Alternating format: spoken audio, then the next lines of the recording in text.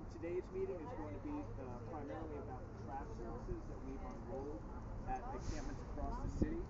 We basically want to get your feedback on what you've heard about the encampments thus far and your ideas of what you would like to see in terms of trash services in the future.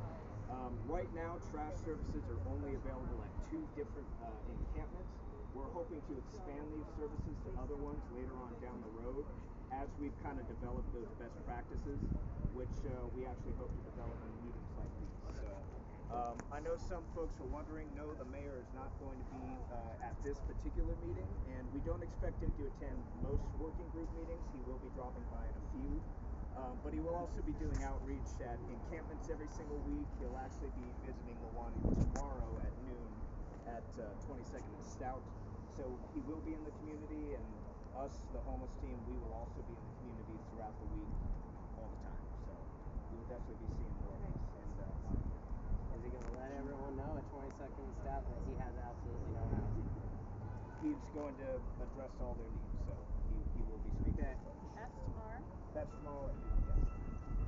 And if y'all move these rocks and so they cut these weeds, then these field miles will not be out there.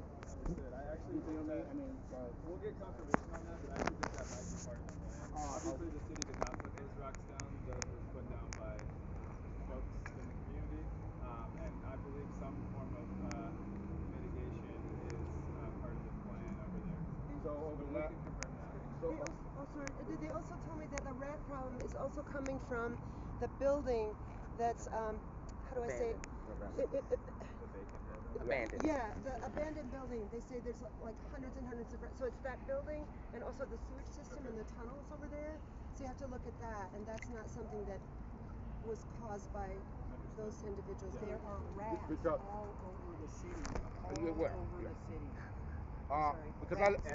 because I lived there. Yes, I seen them. I lived They're right cool. there. By I used to live right what there. what are they? Sewage rats?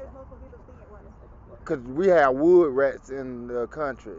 I don't know if they sewage rats, but I seen them. So, folks, we will get into that briefly. I just want to real quick kind of focus on what we're doing here.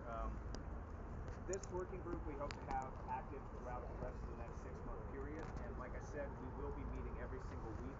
I know that Wednesday is not a very great day, at least not this late, for unhoused folks. So we do want to change that time. We will be looking to have this meeting again next week at 1:30 on Wednesday, if that works for all of you.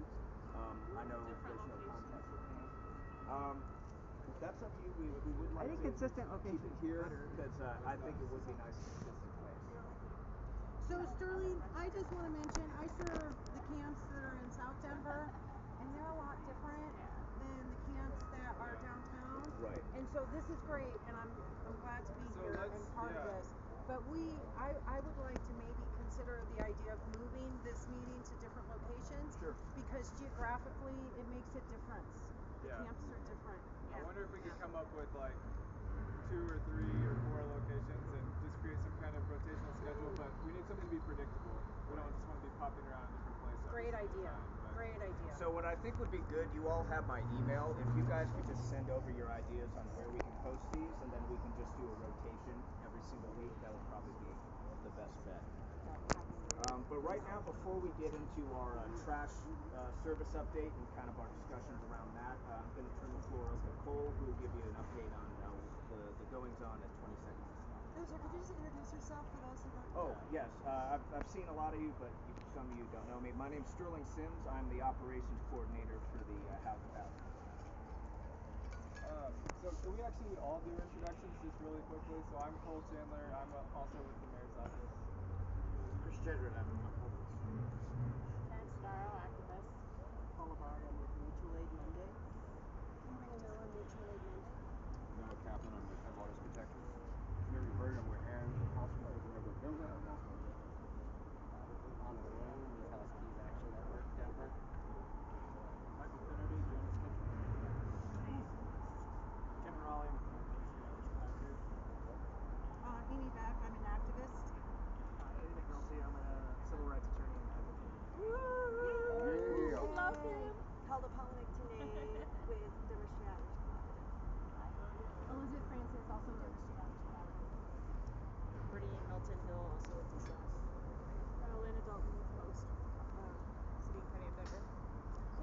practice with host also.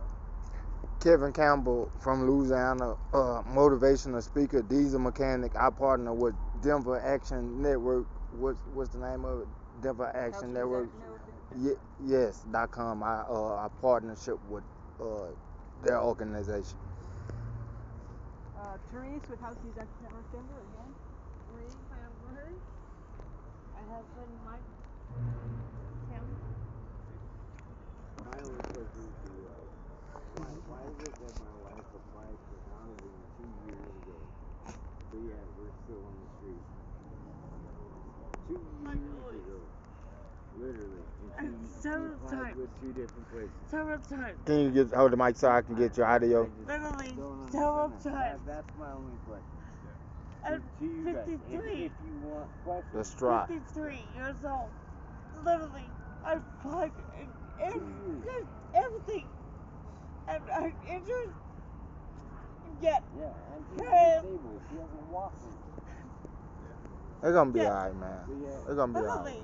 They're gonna be alright. Yeah, I understand. You guys asked me to ask a question.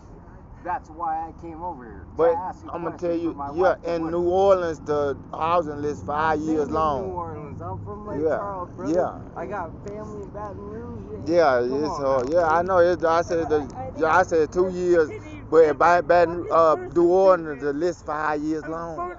It's people that were there 4 years before I came. We're not in. Yeah, I know you in Denver. They got, that's him. They got more help than us. Get my birth certificate.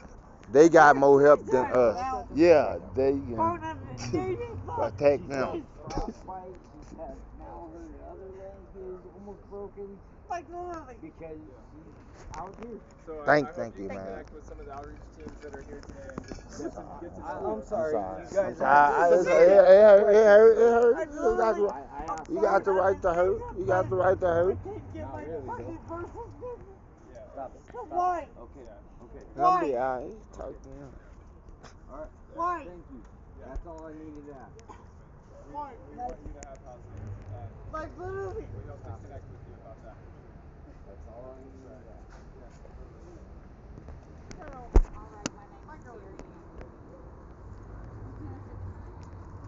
Brian Loma, organizer. We've got Mark back there. Hi, Mark. Yeah, we're just a quick intro.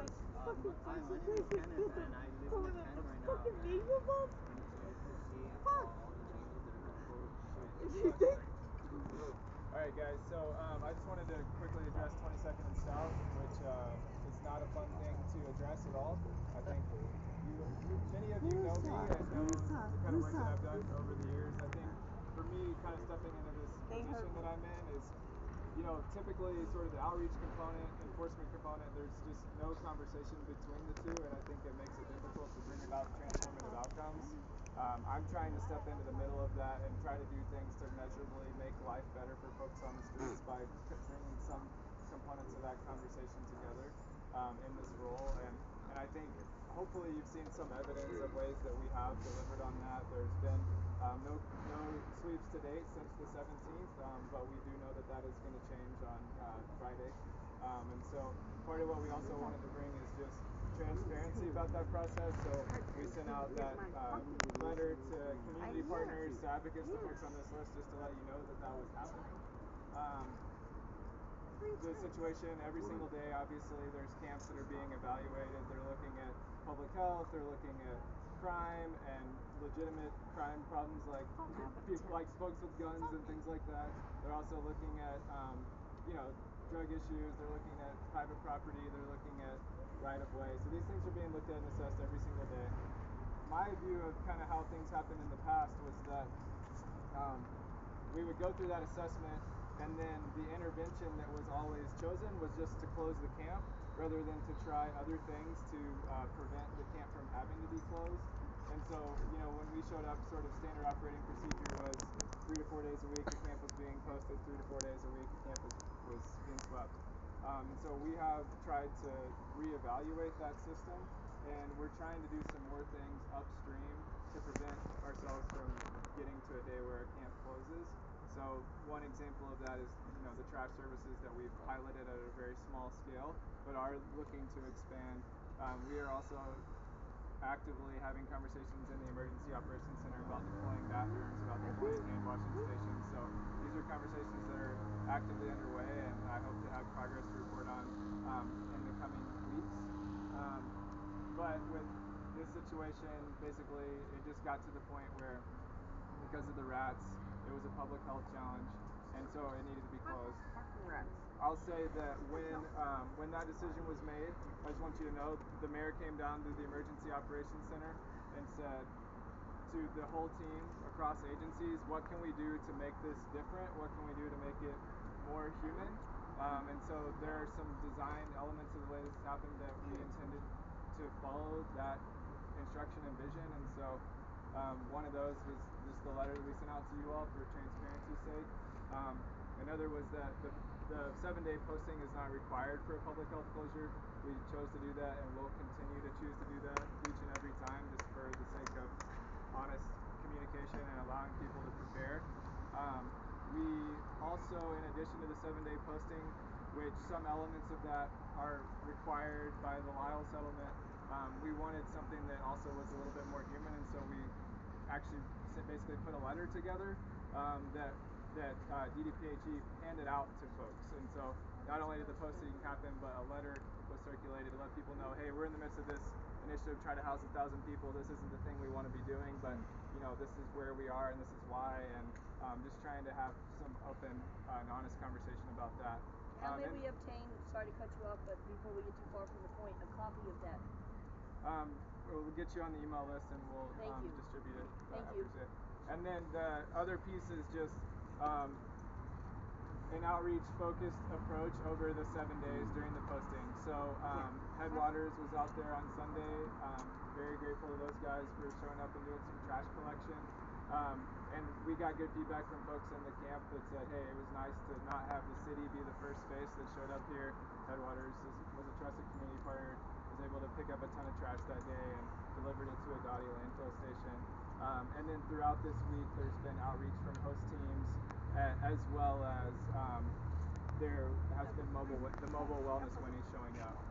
We know that doesn't do what we want it to do. Like, we don't want camps to be closed until housing is available. We want to directly align housing units to people in encampments. That's the goal that we're working towards. We don't have those housing units online yet.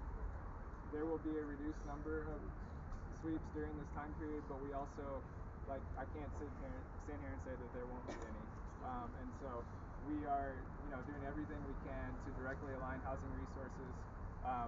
I'm not trying to say at all that we think people from that camp are going into housing. And so I just want to make that clear. That's not what we said. That's not what we're trying to say. We want that future, but that's just not where we are today. And so I do not believe that housing assessments equal housing. I just want to make that clear. But connection to outreach is a step towards getting access to a housing unit. And so there is that process that's unfolding. The mayor's hope is that through some more upstream preventative efforts, we can keep people in the places that they are. We can help places be supported. We can help places be safe. We can help places be on a track to placement into housing.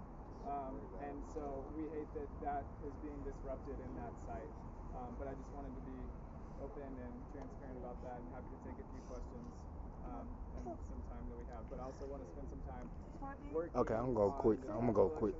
So I want to make sure we don't spend all our time here. But I think Andy was probably before me. Yeah, I'm gonna go I out. just want to mention the sweeps I'm have gonna go not after you. stopped. So Parks is still sweeping. So they're on a 24-hour schedule. So they've been sweeping in the middle of the night from 10 p.m. to 4 a.m. Okay. So if you can check on that, that would be great. Also, the sweeps have not stopped with RVs. And so I know at least a dozen RVs that were posted over in District 4, DPD District 4, on Friday last week. And so those folks are expected to... What is it? What's wrong? Whoa, hold on. Man, you about to ride out, player.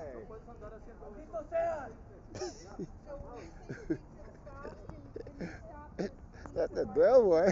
We'll look into this for sure. Thank you. conversation around RVs. Thanks. I'm not good at stack. Somebody's got to check. Will you do it, Sterling? Who is next? Who's next? Okay, I monitor the Denver Rescue Mission on Lawrence, and they have a number of 90 people from all over show up every day. They are running out of room space. They ship out 3 charter buses at the end of the day at 7 o'clock, and there still be people lined up sleeping on all down the street. What is the best solution? I heard about y'all tiny homes, and I heard about the camp tent farms. Sure. Something needs to come up quickly. Okay.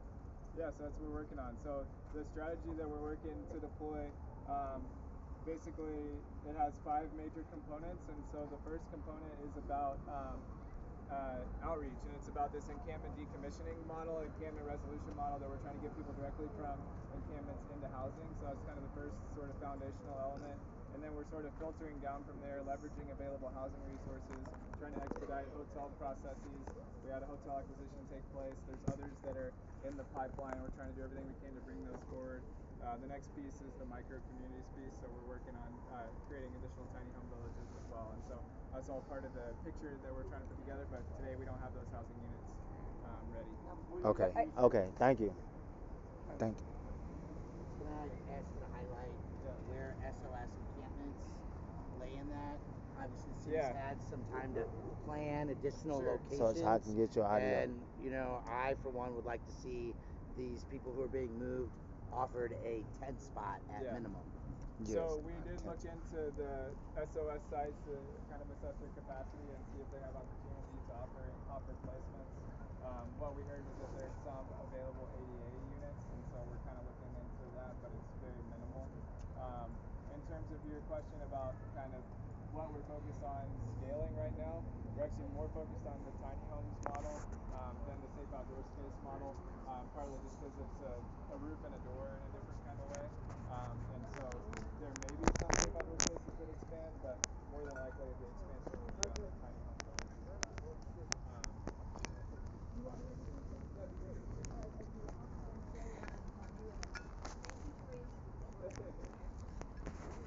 Okay, I have 2 that actually have to do more with Scout and trash service. Okay. First, we were out today at both camps that you guys are already doing trash service, and for one, everybody I talked to was really psyched about it, but there's still a lot of people didn't know about it.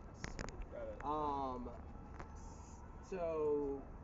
But one of the main questions also I was getting is still about the sweeps. Is there a way you guys could give us activists a form, like a letter or something that has got the actual correct information to be giving out to these people, because they're asking me, are they sweeping? I've heard they're not sweeping. Are they sweeping? So they have no idea what's going on. And then some of the people originally, before you even started trash service, were so worried when I even mentioned the word trash service that they thought it meant they were going to be displaced. I'm like, no.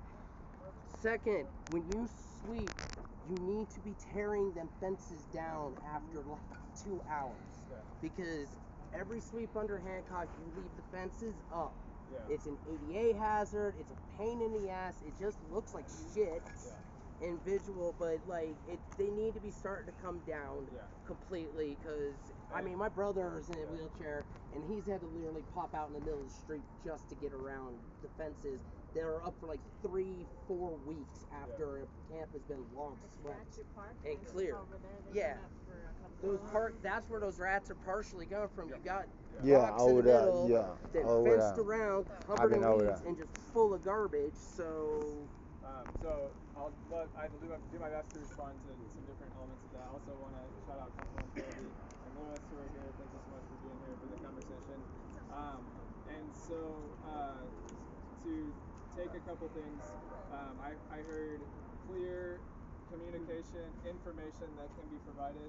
Yeah, That something is we can something print that out and people all hand across out. the community are expressing, and so I think a way that we can even communicate with our house neighbors through some kind of handout about this initiative would be great, and so I think that's something that we can definitely work on. Thank you for If I could just clarify what I was highlighting that. specifically related to sweeps. Should I So- be expecting to be swept or not? Under what Yeah, conditions or not? because that's what they want to know is what is it? Because there's rumors that they're just stopping the sweeps Yeah. and all of that, and they want like concise info, like because I don't know how to exactly explain it to them myself. Exactly. So that is something that could be very helpful for the community and for us to have to be able to print out and hand out as we're doing outreach.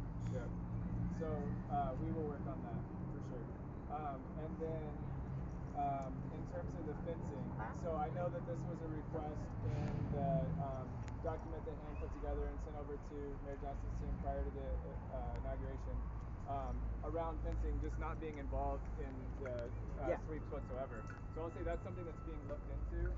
This particular situation is a public health situation, and so after it is closed, the fence will actually stay up here because there's like pest abatement that's going to happen, and I think maybe even something with the rocks is going to take place. So I just want to be clear, the fence is going to stay up there, but the fence is staying up long term is a problem, and it's not just for unhoused folks. Actually, people in neighborhoods complain about that because the right of way is blocked, the sideway's blocked, it looks like shit, and so we are going to be looking into that too. So we've heard that, and it's something that is a part of, right now in the Emergency Operations Center, there are multiple meetings every day dedicated to how do we reimagine and recreate this entire system, and all of these parts of that conversation are flowing into there. Anyway, Sorry. Oh, sorry. So I had a Shay, and then you, and then me, and then Yeah. Angel, and then Jerry. well, Hello, Mr. Anyways, Chandler. sorry, Pleasure to sorry. meet you. My name is Shayna, but my friends can call me Shay. I want to begin by saying that I did lose my job in the end because I refused to recant my support of law enforcement and of service providers. So know that what I'm saying to you now will not be empty. Are you aware of a saying called the fox watching the hen house? That's how many folks feel about you.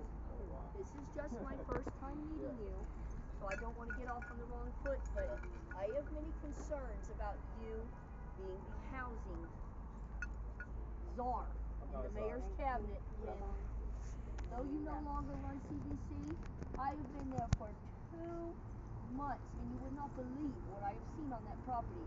How is it, Cole, that I was the victim of an assault and I followed CDC's trauma-informed no police on site policy, and it fumbled the entire investigation because I went by policies I imagine you helped implement before you moved on. That's where the concern about the fox watching the hen house comes from. I went out of my way to walk to the police station.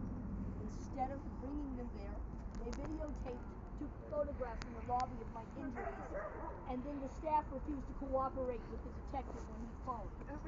And now I'm being asked to move, and that's a completely different civil action.